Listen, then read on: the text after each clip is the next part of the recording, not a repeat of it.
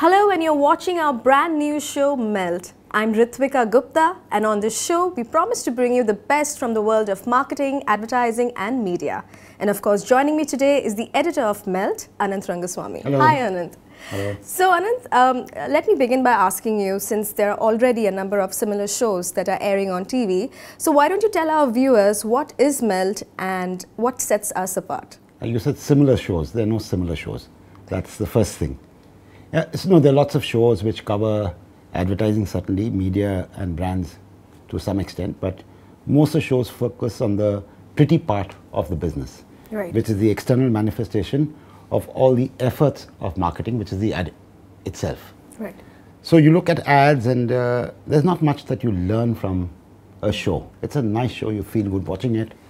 And what is the takeout after the show? That you saw 3 nice ads. And that's, I think, passé. It was the kind of format or content base that was needed many, many years ago. And I think that's content which appeals to possibly nobody in marketing today. Okay. So today, I think what marketers need is content that helps them navigate a very complex environment that they live in. You know, the speed of change in marketing is frenetic, it's frightening. And marketers really don't know what to do sometimes. For example, let's say on a single day, they can read about how television doesn't work, about how print is dead, about how viewers have an attention span of a goldfish. And on the other hand, they can see a new 3-minute film made by a brand. So I think what we're going to attempt to do in the show is, through conversations with experts and people who know more than most people, try and bring out routes to make marketing simple or to navigate this complex world. Great. So tell us, who is going to be the first guest of our first episode of Melt? Sure. Now, I had a fantastic conversation with the legend of this business, a gentleman called Chuck Porter. Now, maybe the interview with Chuck that I have will show how Melt is different from other shows, or different from how other medias curate their content. Now, Chuck he came to India and he's been interviewed by all major publications. He's appeared on TV, and what you get out of him on other shows or other media is the soft side of advertising, again, the pretty side of advertising. What we hope to get out of him in the conversation that we have is the complexity of marketing made simple. Chuck tells you about what the future is. He gives you insights into where he thinks advertising is headed, and some fantastic one-liners. In fact, I saw about 20 one-liners I could extract from a 20-minute conversation. There's a sort of wonderful heightening of the nimbleness that you require in advertising today. Anyway, enough of that. You know, you'll hear more about it in the conversation. Great. So let's quickly dive in. Chuck Porter, Chairman, Partner, Crispin Porter and Bogaski, in conversation with Anant Rangaswamy. Let's get ready to melt with Chuck Porter. Chuck, thank you so much for talking to us. Thank you for having me. Thank you for coming to India. So Chuck, tell me, let's start with the motherhood. What is the state of advertising, the advertising agency business, from your perspective? Well, I don't have any idea. You know, I think right now it's all over the place. I think that everybody knows that the traditional agency business, the way it existed 15 or 20 years ago, is kind of going away. I think, you know, there used to be 100 in the U.S. There used to be 80 or 100 very big accounts. Now maybe there are 20. Everything is fragmenting. So I think the state of the business right now is there's a lot of fear and a lot of bewilderment and a lot of trying to figure out what are we going to do next. And again, I'm speaking about the U.S., but also other markets that I know other than Brazil, which I think is an aberration. But other markets that I know, I think agencies are trying to figure out how to make something that clients want to buy. Right. I think that's the issue. Sure. Now, having said that, it's a bit of a contrarian position, because companies still need to sell brands and products, and somebody's got to help them sell brands and products. So if the advertising agency business is in trouble or goes kaput, who's going to help the marketer?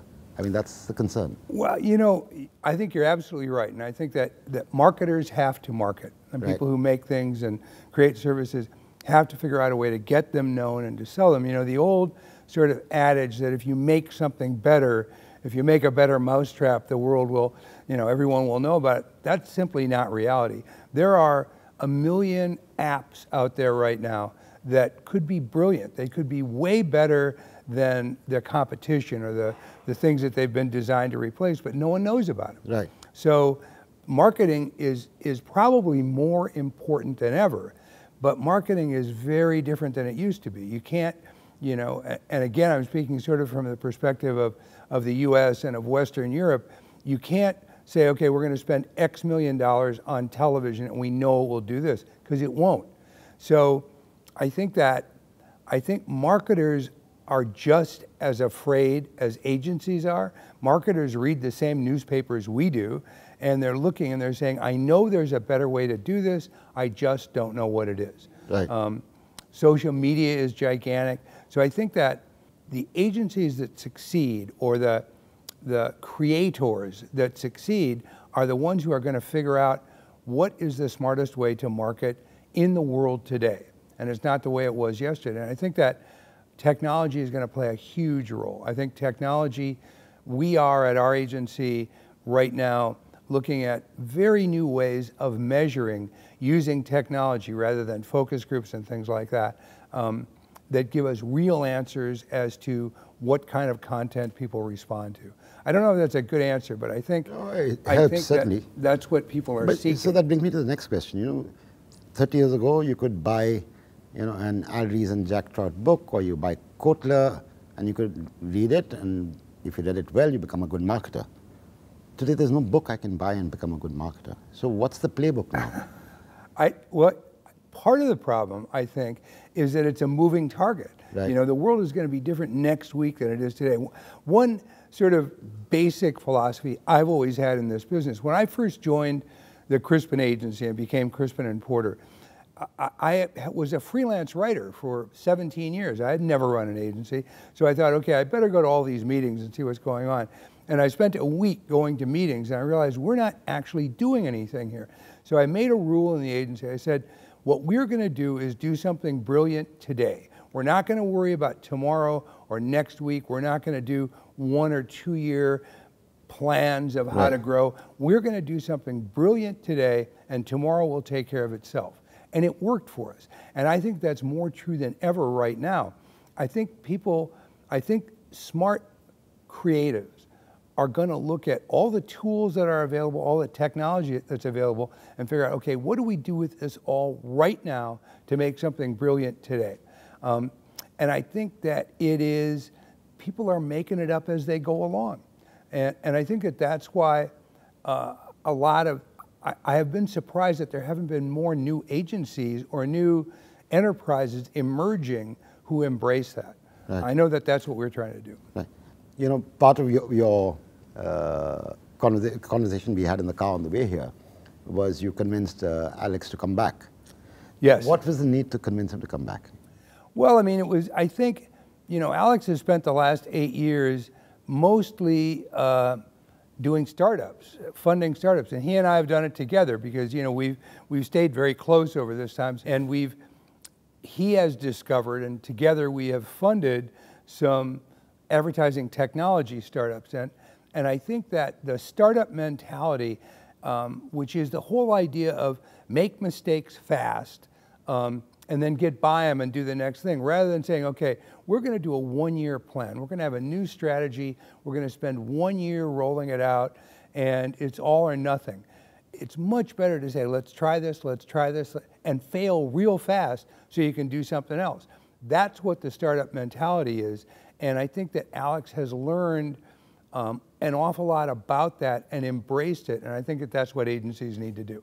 I think agencies need to explore new ways to create content, new ways to measure it, new ways to get it dispersed to the audience, and that's what we're going to be doing. So we have we're making dramatic changes right now in both the structure and the capabilities of the agency. Right. I mean, I think what advertisers want right now, a lot of advertisers, is they want smart, fast, nimble, and prolific.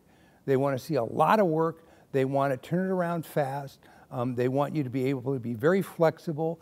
And I think that that's what smart agencies, or whatever is going to be the next step for agencies, I think that's what they're going to be about. The resistance to that is, you know, with all the technology available in the world, the finite time to get a great idea is finite time, and that can't be crunched.